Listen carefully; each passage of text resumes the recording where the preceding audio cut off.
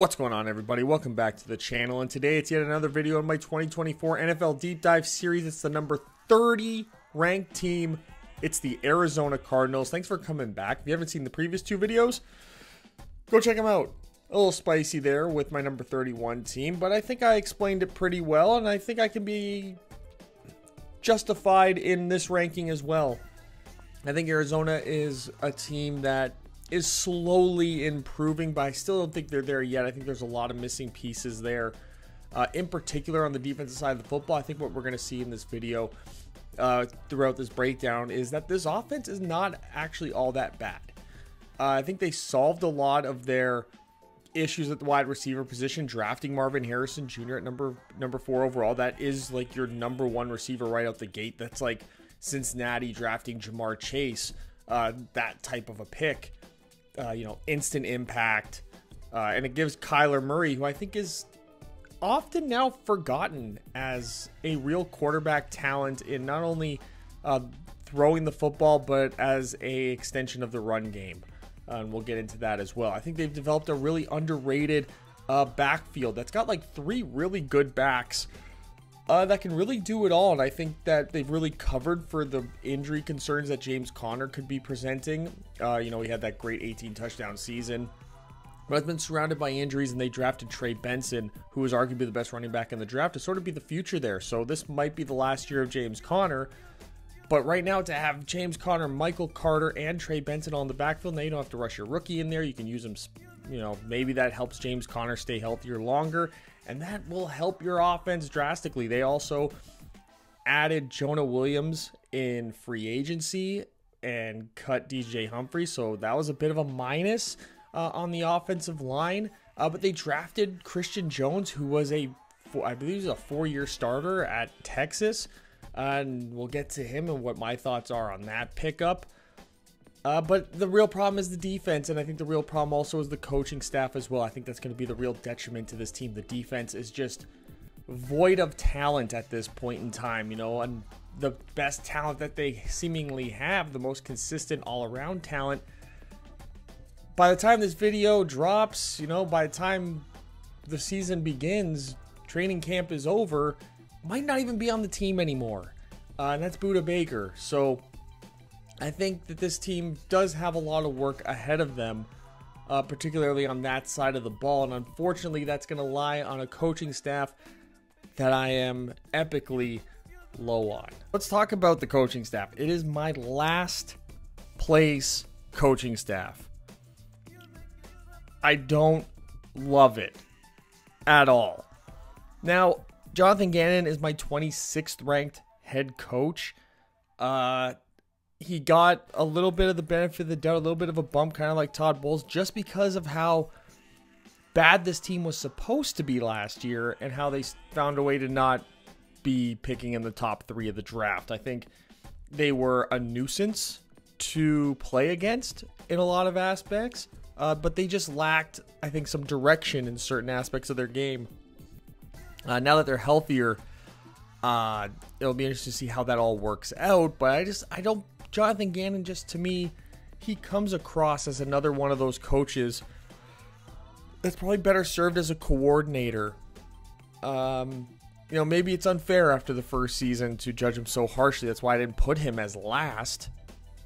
But he's still pretty low down there. I feel like they should be able to do more with what they got. Particularly on offense, but he's not really an offensive guy. That is Drew Petzing there, who I believe is in his 2nd year now as the offensive coordinator. He came over from Cleveland. He was the quarterback's coach for the Cleveland Browns from 2020 into 2022. I don't like he was the guy who worked with Baker Mayfield for most of Baker's run there. He did get something out of Baker Mayfield. He's got a much better quarterback now with Kyler Murray there. He's got a good running game. He's going to have to figure out what he's going to do with the offensive line in particular. Clayton Adams is the offensive lines coach that he has, who his experience, he used to be with the Indianapolis Colts. He coached tight ends for Indianapolis, so he wasn't even coming over as a offensive line coach, which, changing position coaches, positions that you're coaching as a sole position coach isn't all that rare all the time. Going from tight end to offensive line isn't that significant of a jump. I'd be more worried if he's going from wide receivers to offensive line, but he's going to get a chance to work with some younger talent like Paris Johnson. But Drew Petzing, at the end of the day, he's the guy calling the plays on the offensive side of the ball. He's the guy that's really going to have to set this team up and create an offensive scheme that's going to counteract the complete lack of talent they have overall on the defense still right now. They didn't do a great job of addressing the secondary in ways that I thought that they should have in the offseason, both in free agency and the draft. But Nick Rallis is going to have to work with Jonathan Gannon to really make all this work. Nick Rallis came over as the former linebackers coach with the Philadelphia Eagles, so he kind of like, most situations when a coordinator gets a head coaching job, generally one of the top position coaches that he had on his previous staff comes over to be his defensive coordinator because it's a nice smooth transition with the scheme that they were running. And so it's interesting to see that this coaching staff came from the Philadelphia Eagles team that went to a Super Bowl that was so incredibly strong in two areas in particular: coming off the edge and playing in the secondary. That was the real strength of that Philadelphia Eagles team. A lot of depth on the offensive line. They were able to get after the passer, on the defensive line, able to get after the passer. And then they had great talent on the back end. They haven't built that here in the 2 years that they've been here.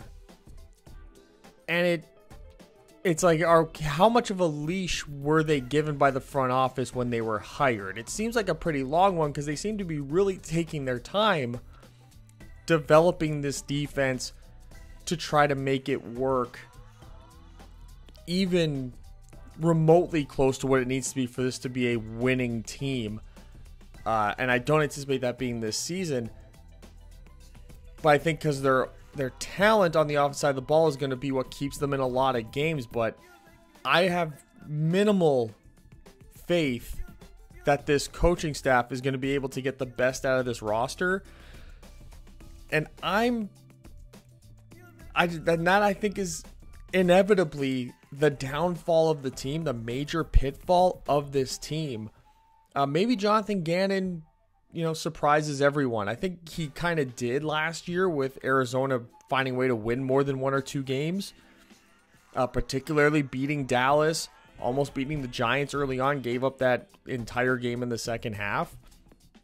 So it is, there is something there, but, was it more teams taking them so lightly, like Dallas taking them so lightly, that a quarterback like Josh Dobbs was able to come in and basically game manage his way to winning games and being very safe with the football, being efficient with the plays that they were running, and then the defense just sort of just throwing it all out there and hoping for the best, kind of like how they were doing?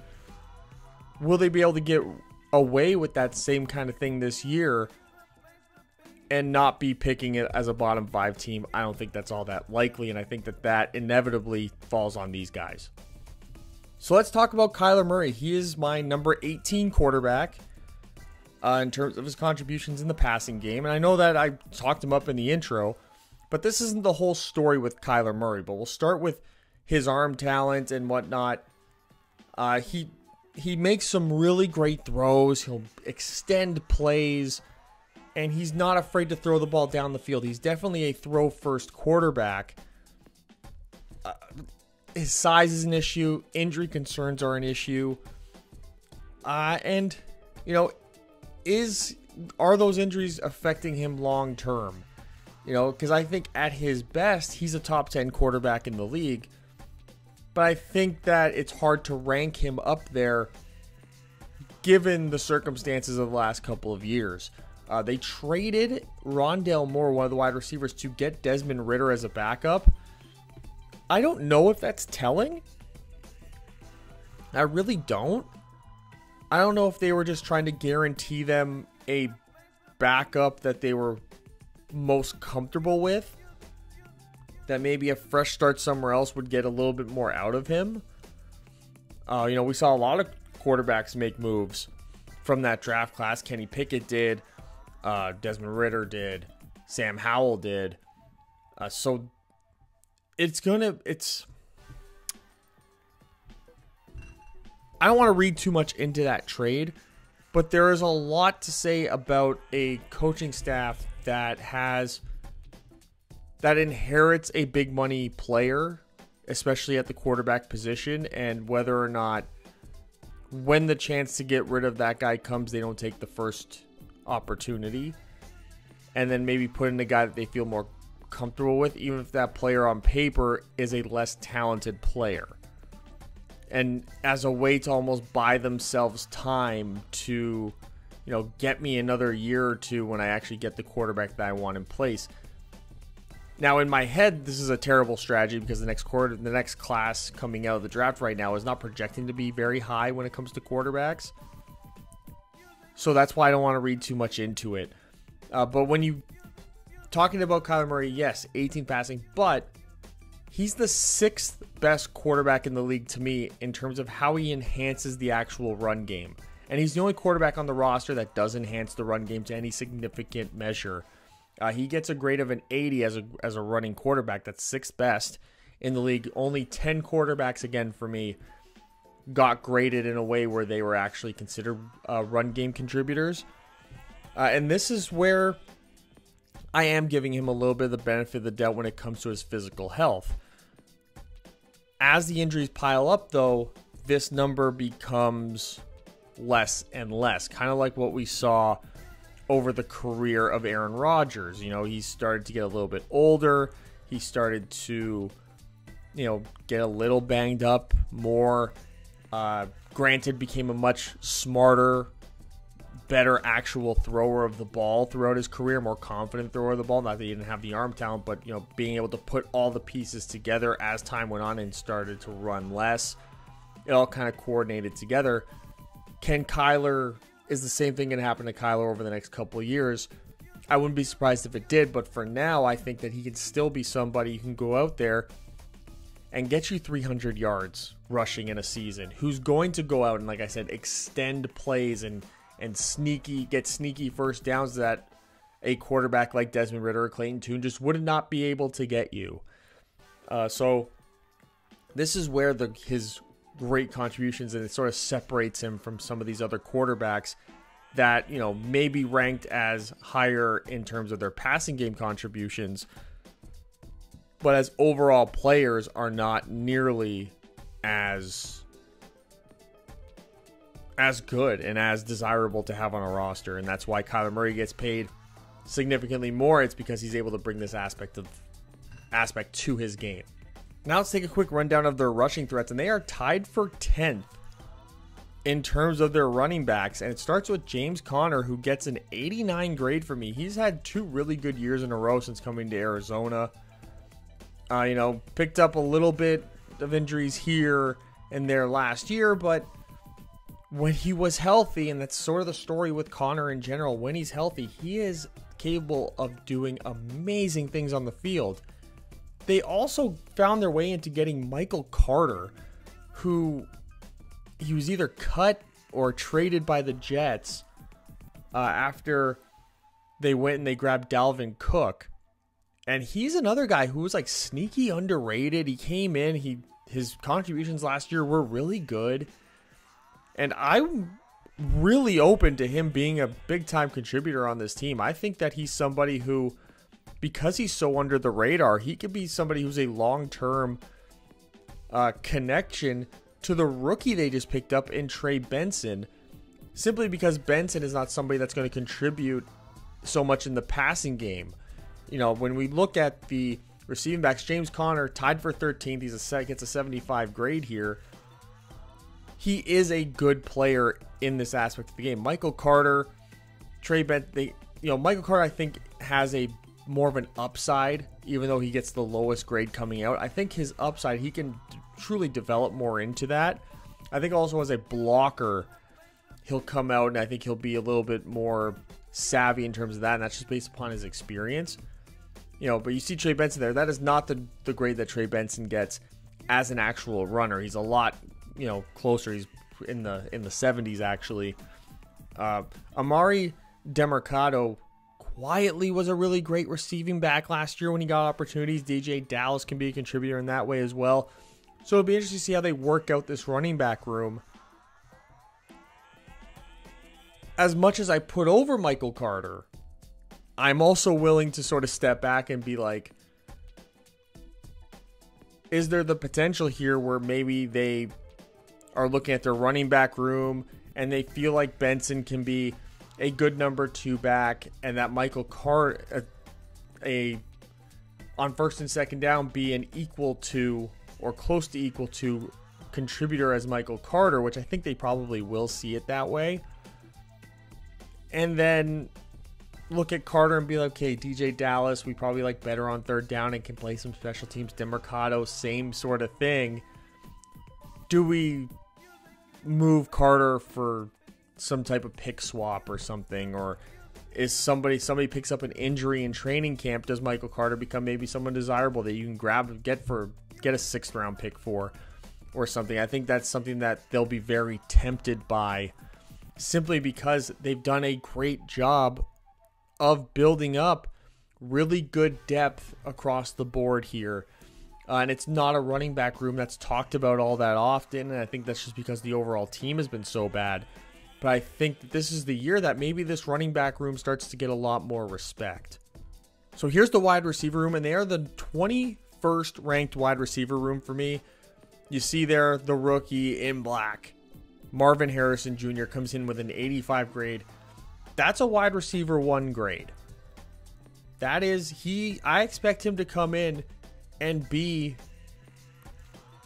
I think his ceiling is what we saw from Jamar Chase in his rookie year, what we saw from guys like Jalen Waddle in their rookie year, guys who come in and are so significant in their contributions that they look like a veteran out there. And I also think bringing him in allows the other 2 receivers here on the roster to settle into their more natural spots. Michael Wilson gets to be the other outside receiver, and then you got Greg Dortch who can come in and be the slot. Also, when you look at some of their depth, there's going to be a lot of competition here and a really healthy, I think, rotation outside of Marvin Harrison Jr. I think when you got a guy like Chris Moore, you brought in Zay Jones, who's a veteran, who's, I think, going to be more competing with Michael Wilson for that other outside wide receiver spot. You got Chris Moore and Greg Dortch. I think they'll be doing there. They got Tawan Palmer. They picked him up as well. I think he's a sneaky guy to sort of pick up that last wide receiver spot on the roster. You can't forget about Zach Pascal, who at one point was actually a pretty good slot wide receiver. I think his special teams ability might allow him to maybe sneak onto the roster if they decide to keep 7 wide receivers, for example.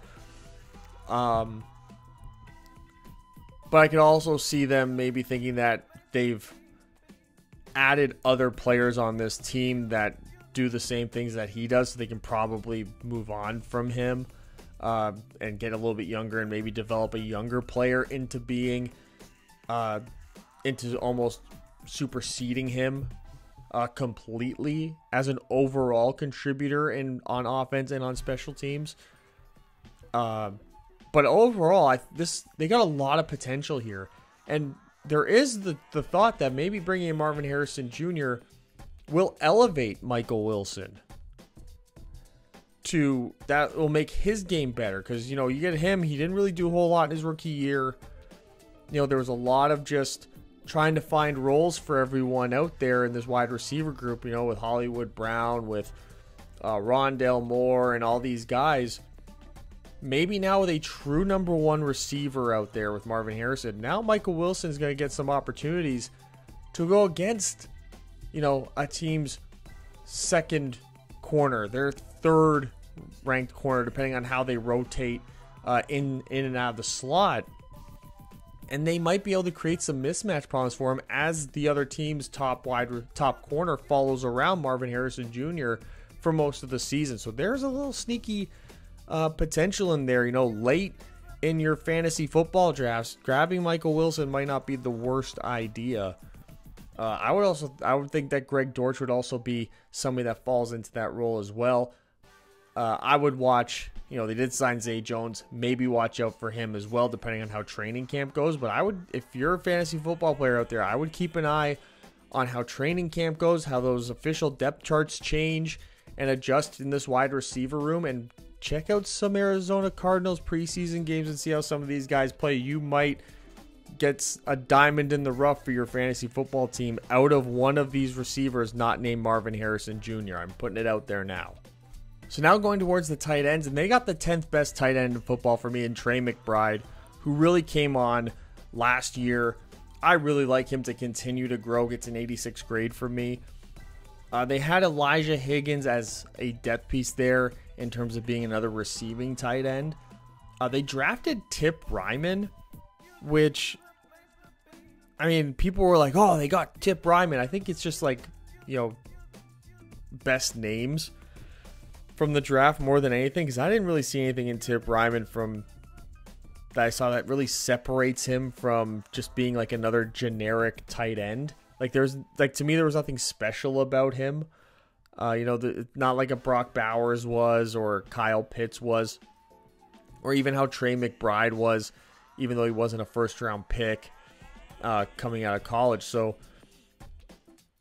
I don't expect there to be a whole lot of work for other tight ends on this roster. I think Trey McBride sort of eats up all those snaps as he continues to develop, continues to get better in all facets of his game. But he's a great contributor. I think him and Marvin Harrison Jr. could quietly be a really good 1-2 punch in the receiving game for Kyler Murray. Somebody that can play on the outside, run all the routes, burn guys down the sidelines need be. And then Trey McBride, who's a tremendous receiving tight end who can run all the routes and is running around there like you see guys like Travis Kelce and Mark Andrews and George Kittle. He's getting there, and I think that he could end up getting there at some point in this season if his trajectory continues the way that it was going last year. But again, you get some, Whitehart and Vokalek, maybe you get some type of contributions on short yardage there from them, goal line situations, as blockers and stuff like that. But it really is a one-man show here, and it's a really good one, an actual really good one. Now we're getting a little bit into the controversial area, and this is the offensive line. And for pass blocking, I ranked them 19th in the league.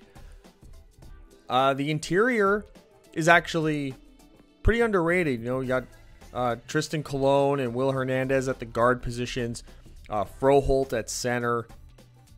You look at Paris Johnson, who they invested a lot in, so he's going to start. He's looking to start at right tackle. And they brought in Jonah Williams almost immediately after cutting DJ Humphries, which was a move I just didn't understand.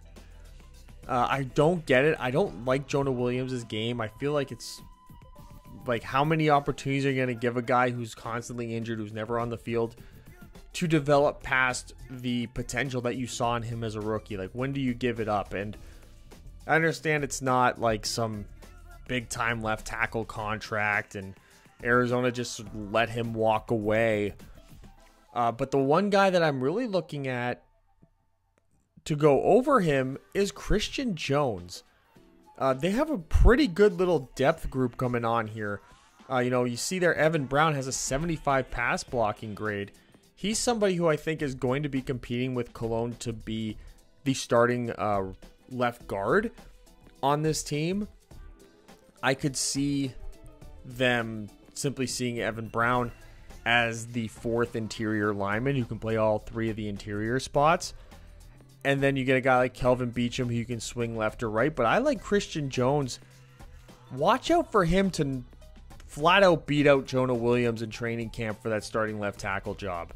I would not be surprised at all if that happens. Now, below them, there's just not a lot of depth there, but I think their top 8 guys, which is generally what teams keep. Teams will usually only keep 9 guys. I actually don't mind the depth of the group at all. You know, I would be concerned if a second interior player sort of fell off, but then, you know, you kick Paris Johnson into guard in that situation. Kelvin Beachum goes to right tackle, and then maybe you're in that situation now. So there's something there, at least with the pass blocking aspect. But I'd look Christian Jones, just the experience level alone, to beat out Jonah Williams, because I mean, maybe I'm bugging and I just don't like Jonah Williams. I'm just a hater, but I don't see it. And this is the big place where I don't see it, and that's in run blocking. They're the 29th ranked run blocking offensive line, which is sort of the opposite of what we're getting from them in terms of the weaponry they have to use in the run game. So this is where the overall run game is potentially going to get held back. You know, you look at Cologne, he's not great in the run game. Paris Johnson wasn't great in the run game last year. I would be less concerned about that moving forward. It's hard to project what that looks like, but I wouldn't be as concerned. Froholt's a great overall center in general.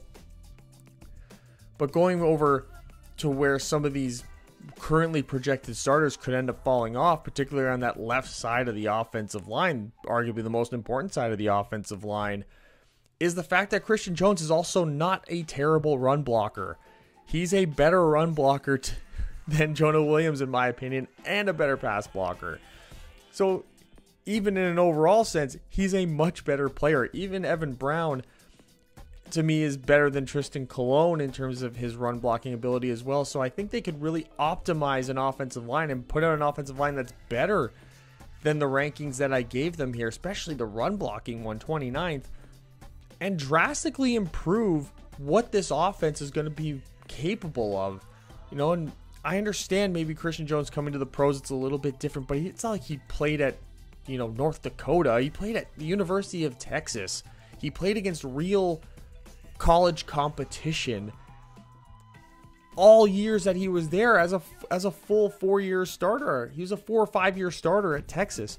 You know, so I don't understand how he doesn't beat out Jonah Williams at some point during training camp, if not within the first couple weeks, when Jonah Williams inevitably gets absolutely destroyed in all aspects of the game, and that becomes a complete liability on that side of the field.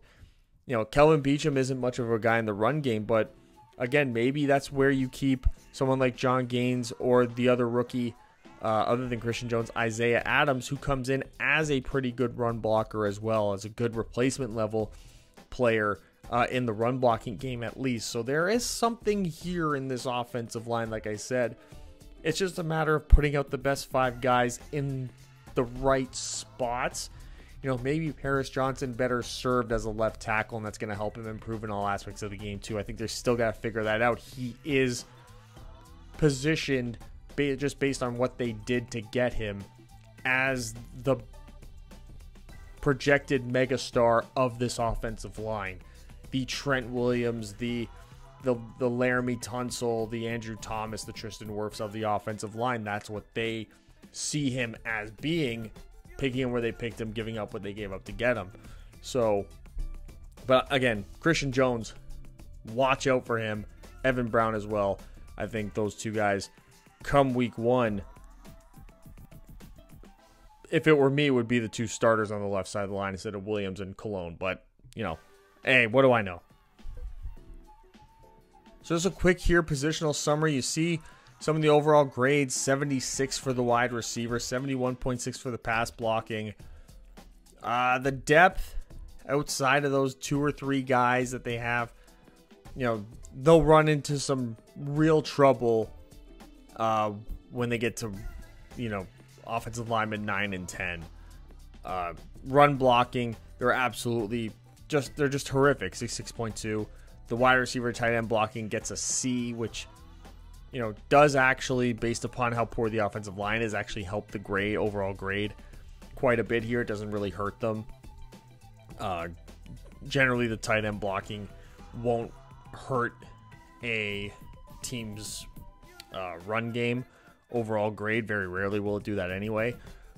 But the real star here, when you look at it, it's the running back and the wide receiver room, surprisingly. At least in terms of how well-rounded and depth that there is. The wide receiver room is just finding out who that number 2 wide receiver is going to be to Marvin Harrison. That's the real mission in terms of that. Everything else, tight end, running back seems to be really figured out. Quarterback obviously figured out, and figure out that left side of the offensive line. Really come to a decision, and you better come to the right one, especially with a smaller quarterback. You don't want him to get killed by a lot of these NFL defenses, especially in your division, aka San Francisco. But overall, considering it's my 30th ranked team, they're tied for 14th in overall offense with a 76.74 grade, 78.5 passing offense, 74.1 rushing offense, good for 19th and 15th respectively. So it just goes to show not only the coaching staff being dead last, but what is here and to come with my assessment of what this defense is. So now we're going to get to the defense and start with the edge rushers. They're tied for 30th. It's Dennis Gardeck. It's Victor Demakeji. It's a lot of number 3 edge players getting a lot of snaps. If you told me that one of these guys was your number 3 edge rusher, I'd be like, wow, you probably got a really good edge room. But when he's your number 1, you're in a lot of trouble. You're in deep-ish if this is what you're putting out there. It's not the worst one, but there's also, unlike, I would say, someone like Tampa who has at least Chris Braswell, who there's a lot of upside to him, or you look at Carolina's, who's I have the worst one, and go back and watch it. They have Jadeveon Clowney, who has like a veteran status there, who can be, that type of contributor, a high-level veteran type. Dennis Gardeck and Victor Demakeji are just guys who, will have great games once or twice a year and trick you into thinking that they're stars.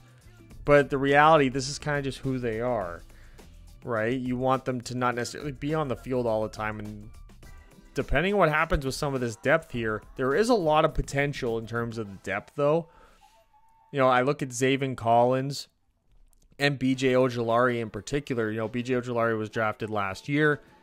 They're looking for him to really take a step up. I don't know if Cameron Thomas is ever going to get there. He's sort of lost in between being an edge guy and being a down interior lineman, like a 4-tech, 5-tech, 4-eye tech.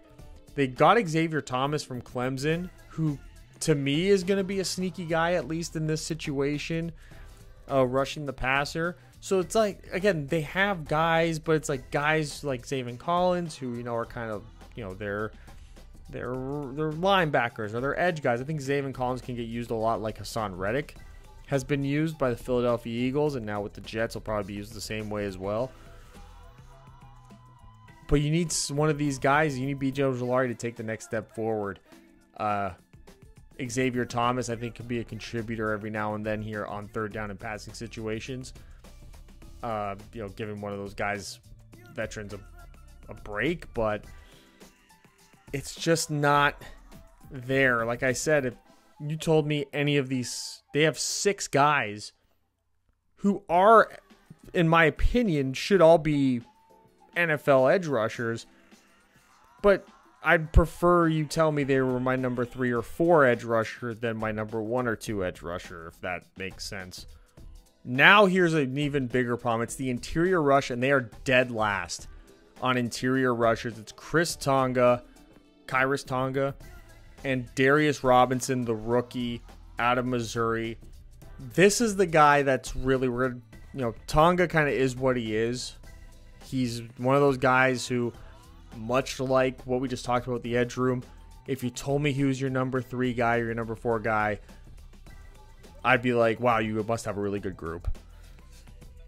Darius Robinson's an interesting case because he's coming in at like 290. So is he going to be playing, is he hand in the dirt, 3 defensive end on early downs and you kick him inside on passing downs?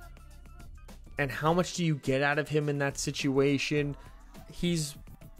I feel like he's coming into the league as a man without a position. I think that could drastically affect what his playing time is going to look like this year.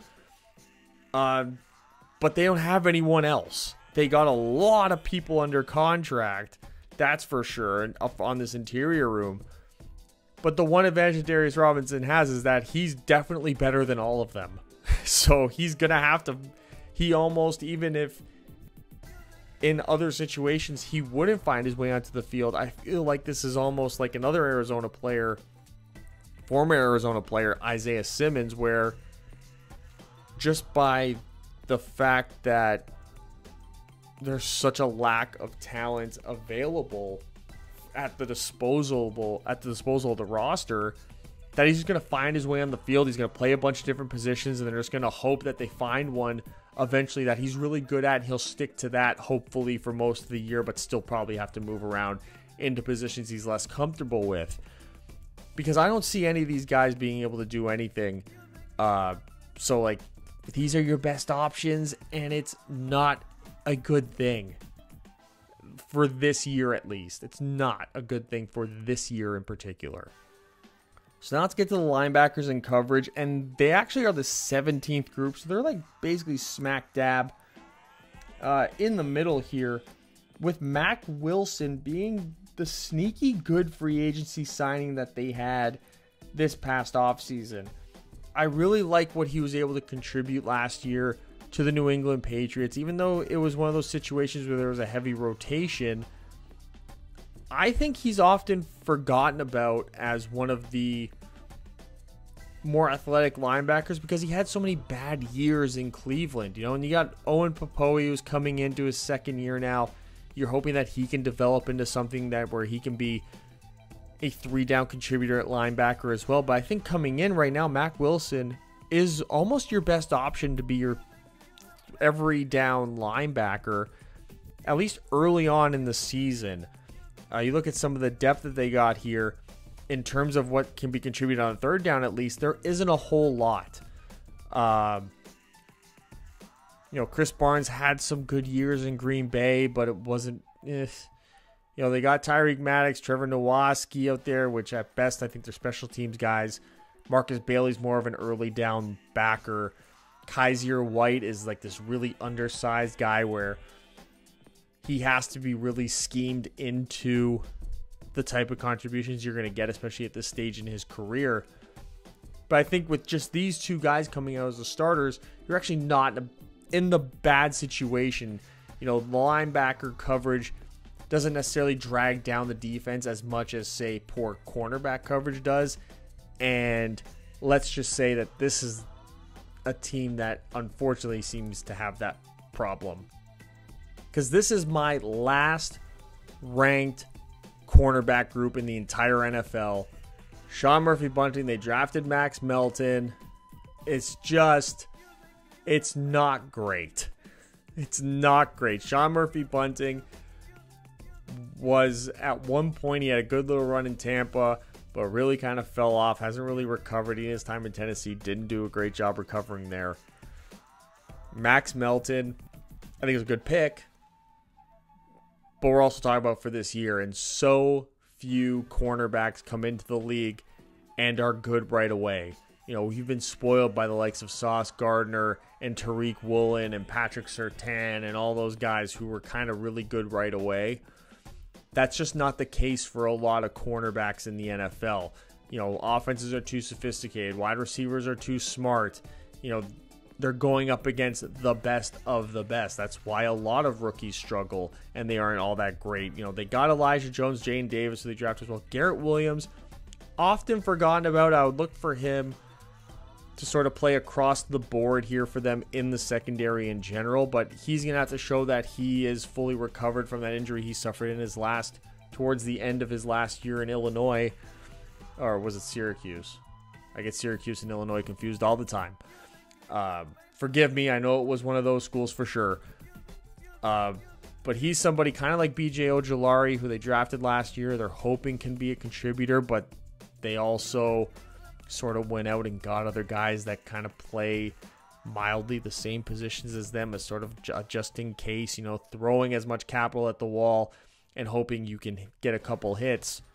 But I expect, despite Garrett Williams not getting as high as a grade as these two rookies they brought in the passing game, if he is recovered fully from his injury and he's able to get back on track and start the projection that he had before the injury, he could easily be the number 3 corner on this roster, and everything's sort of right with the world.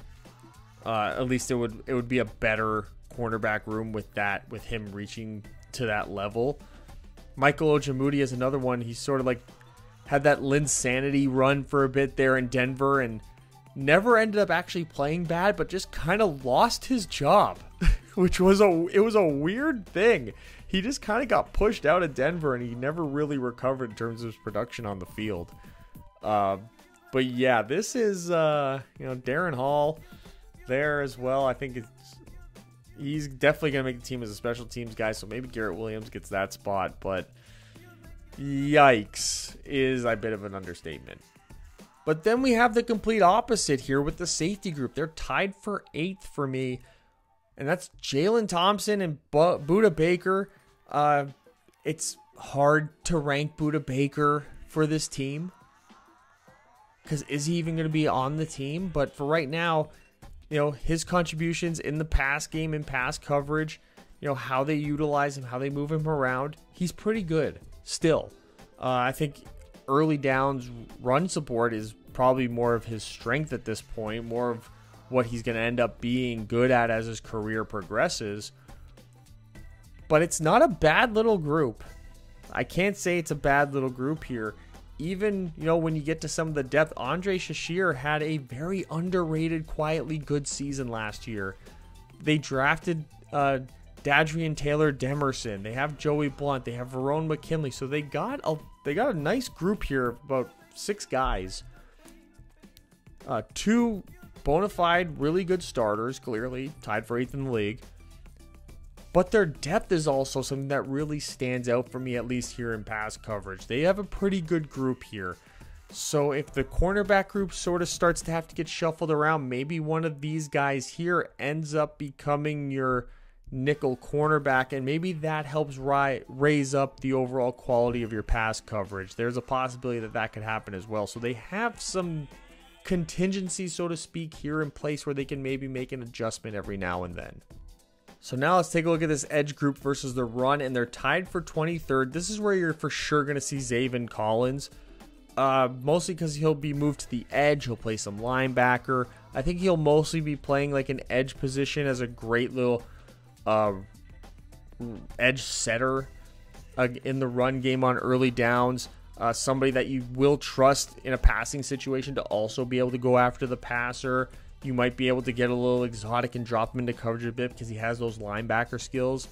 And then there's Victor Demikeji again, who just finds his way in there. Again, he's a low-level guy who shouldn't be a starter, but he's got a good, well-rounded game at this point in his career, and it's just because of the lack of talent. He's going to get a lot of snaps here in Arizona, potentially. Unless, again, like somebody like BJ Ojulari or Cameron Thomas really steps up their game. In the run game, Dennis Gardeck is not bad. I think you can mix him in there with Victor Demikeji, but I feel like Dennis Gardeck is almost another version of Zaven Collins, where he's more of a traditional 3-4 outside linebacker, so he's got some more traditional linebacker skills as well. So he's almost on early downs going to be a backup to Zaven Collins before he's going to be a backup or to Victor Demikeji or a starter over Victor Demikeji just because of the skill sets. I would be more inclined to think BJ Ojulari and Victor Demikeji would be competing for these early down snaps throughout the training camp and early in the season. And Gardeck would be sort of relegated on early downs to being the backup to Zaven Collins and then coming in clear passing situations and being a pass rusher, which is the best use of him for me. Cameron Thomas is just absolutely brutal against the run. That's not where he's going to get on the field at all. And Xavier Thomas, hopefully will make this team and have the opportunity to develop, because at one point he was looked at as a really high level edge prospect in college and just never improved enough and had a lot of other people pass him. So maybe getting into the professional football system will be what boosts him in that development more so than the college system did. As for the interior rush, I ranked them 23rd, and this is where Roy Lopez gets on the field on early downs, and Darius Robinson is still their best player in that aspect. He gets a 71 grade. Now this is where, okay, is he the guy that plays defensive end instead of someone like Demakeji or Gardeck or BJ Ojolari on these early downs? That is out there until you look at the depth of the rest of the group and you're wondering, then who else is playing on the interior on early downs to stop the run and be a run stuffer? Because there's not a whole lot of people. I would, at this point, the way this roster's set up, unless you get a breakout star here, unless, somebody steps up their game, like Dante Stills or something, who I was quite high on when he came out of college, didn't really break out the way I hoped he would. He did make the roster as a late round pick, but nonetheless, do you just have Darius Robinson like, hey, maybe put on some weight, get to 300 pounds, and then just play the Aaron Donald role for us? Be like a giant version of Aaron Donald? I don't know. Like be like a DeForest Buckner type, an Eric Armstead maybe. I think that could be the future of Darius Robinson, and that could be the position they put him in here. But that, until they get somebody who can be a number one type of interior run stuffer, I think that pretty much where he's going to spend most of his rookie year is going up against guards, and maybe some tackles and max protection and all that kind of stuff. But it does create. Also, I will say, if they pick up an injury here, this becomes the last ranked interior run stuffing group to go along with them being the last ranked interior pass rush group. So this is overall, I would say, the worst interior defensive line group in the entire NFL. Mostly because their best one isn't even a true interior defensive lineman at this point. And there's no even guarantee that that's where he ends up shining the most. Because if he ends up coming out and he just blows people away in training camp and the preseason and early on in the year as an edge rusher, then they're not going to kick him to the interior. And then that interior is going to be, Kyron Williams, Kenneth Walker, and Christian McCaffrey all better be on your fantasy teams come next season, because they're going to get all their fantasy points against the Arizona Cardinals. Now looking at the linebacker group versus the run, and they're tied for 19th. For me, they're sort of almost smack dab in the middle of the league, just like they were against the pass. Mac Wilson in there. This is where Marcus Bailey gets his opportunities. I think this is where he's really going to see the field a lot, is on early downs. They don't really have, again, anyone else who can fill that role. It's just not a group that is. I don't see how it's. After these two, it's going to be a rough one.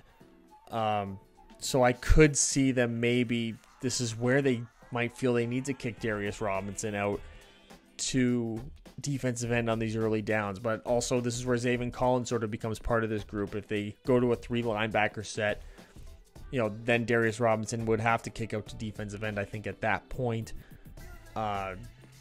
just to provide more size out there for them. So, still tied for 19th, still a good starting group here. But again, I would be concerned if these guys maybe don't work out as well as I'm projecting, or an injury gets picked up from one of these guys. It could end up being a long year for them trying to defend the run in that situation then. Now going into their run support in the safety room, they are tied for 10th. Budda Baker gets an 82 grade. We talked about that, but his pass coverage. This is where his game really shines well. He's really aggressive. He's a good tackler. He's not afraid to go up against bigger players in the run game, bigger running backs and lead blockers, and he's really good at engaging and losing blockers, disengaging with blockers, shedding the blocking. Andre Shashir, this is where he is going to get a lot of opportunities, is in early down work because of his ability in run support. He's got like a really good balance. He's a prototypical number 3 safety for an NFL team because he can be put into any situation. He's got passable abilities in both aspects of the game, run support and pass coverage, that Jalen Thompson simply just doesn't have. Jalen Thompson is not going to be expected to contribute a whole lot in the run game, and he won't contribute a whole lot in the run game. Dedrian Taylor-Demerson and Verone McKinley, I think, are going to be the guys that are competing for those early downs positions at safety when Budda Baker needs a break or something, or they want to move Budda Baker down into the slot, so they're going to kick one of these guys out and play more traditional safety role. I think you can see that a lot happen too on early downs. So I would look for those guys to compete. I think Dedrian Taylor-Demerson, sort of like Andre Shashir was last year, could be a sneaky guy that could end up being a really good contributor for this defense on the back end, like in these situations. So just going to address the cornerback run grade. They get a C, so they kind of just hold everything in place. They're not going to be necessarily a hole in the defense when it comes to early downs, but they're not going to be something that raises the group up either. The depth is the big concern here on this defense. Really everything but the safety group. Their ability to stop the pass, their ability to stop the run. The use of Darius Robinson is going to be a real deciding factor on a lot of what they're able to do on the defensive side. His usage drastically shifts the overall grades of at least one of these groups, whether it be the interior rush, the interior defensive line in particular. It's just not looking great. It's not looking great. I'll just leave it at that. So their total defense grade is a 70.98. That's 31st in the NFL. Their pass defense, 71.3, 30th in the league. And their rush defense, 70.5. That is 25th in the NFL. So just, bottom 2, bottom 3 defense in total, with a real issue in the passing game that I think is going to really affect them. Luckily for them, they have an offense that can hopefully keep them in some games. But I don't anticipate a whole lot. I don't anticipate them having a better record, let's say, than they had last year, just because of this alone. So their overall grade, 73.93. That's 30th in the league. They have 72.75 coaching staff. That is last in the NFL. 76.74 offense, tied for 14th, and a 70.98 defense, good for 31st in the league. If they can just get some good coaching and some halfway decent defensive play, boy, will this team look a whole lot different come this series next year. And there you have it, my number 30 team in my 2024 NFL Deep Dive Series, the Arizona Cardinals. Make sure to like, comment, and subscribe to this channel so you don't miss any of the other videos. If you haven't seen the other two, go check them out. It's going to pop up on either side of my head. Or if you're here after I've already dropped number 29 and more, you can click on the next one, the number 29 video, if it's there yet. Maybe. It's either 29 or 31 that's there. So you guys decide. You guys just watch the videos. Thanks.